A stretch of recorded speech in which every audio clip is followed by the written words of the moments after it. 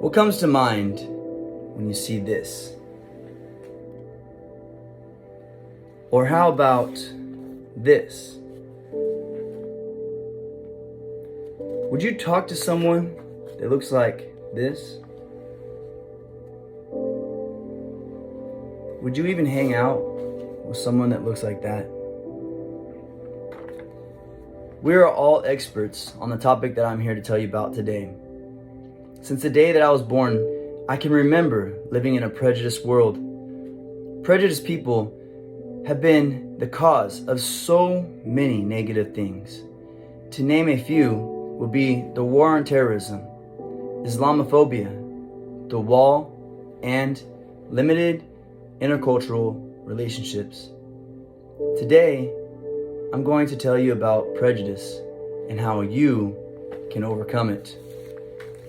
In 2001, the World Trade Center was hit by a huge jet, sending a shockwave of fear and uncertainties across the entire world. I have read so many articles about how Middle Eastern Americans felt mistreated after this event. And according to Brett Salin, it seems that many people in American society have the stigma that Middle Eastern Americans are not to be trusted and associate many as terrorists.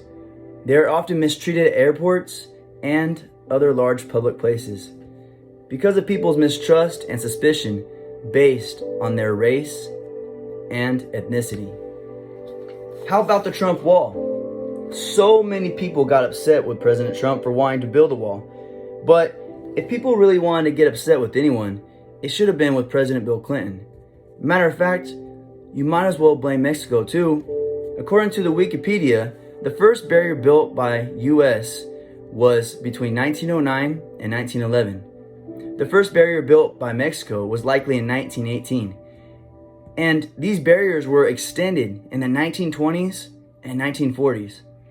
U.S. President Bill Clinton approved the initial 14 miles of fencing along San Diego to Tijuana. So, walls have been around for quite some time now, guys.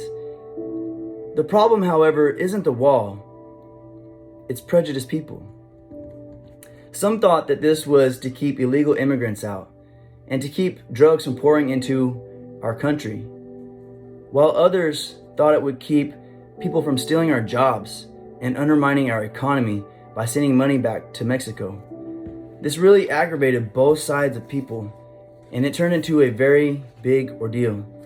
Mexicans in general, they felt as if they were being targeted and blamed for our country's problems. And then Mexicans in return began to believe that everyone who supported the wall was racist. When will prejudice ever end?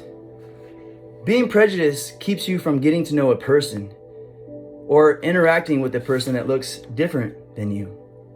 More so, if this is left unresolved, it can divide our country. It can divide our state. It can even divide your very own family. Prejudice leaves us with broken relationships, and it even causes dissension in our church. For us to avoid these consequences, we need to open up our hearts and our minds. We do this by obeying Jesus when he says to judge not, lest you be judged. When he says, do to others as you would have them do for you. We need to be willing to change and to put ourselves in people's shoes. We need to be that good Samaritan friend that accepts people for who they are. That's what Jesus did. Remember this face? I've come across so many faces like this with our door-to-door ministry at the House Modesto. What's the difference between him and I? Or how about this guy?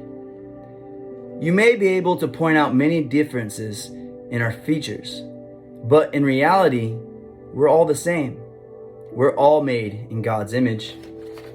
You would think that our first instinct would be to avoid people like this, or to leave people like this alone, but not with our door-to-door team. We open up our hearts and our minds by looking past the walls of prejudice that society has put up. I'm sure you all can think back to a time in your life when you open up your heart and your mind to at least one person, and it resulted in a changed life. For you to put an end to this problem, you'll have to take 2 very simple steps. The first is to love your neighbor as you love yourself. The second is to join our door-to-door team at the House Modesto.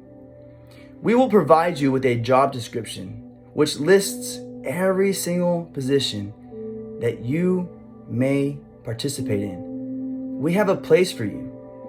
The next thing we're going to do is we're going to send you out the same way that Jesus sent us out. He sent his disciples out 2 by 2. But our door-to-door team is going to send you out with 4 to 5 people. And together, you're going to overcome prejudice, one door at a time. I'd like to leave you with this final picture of Dennis the Menace. At the bottom, it reads, "Me and Jackson are exactly the same age. Only he's different. He's left-handed." Wouldn't it be a wonderful world if we could all see each other the same way?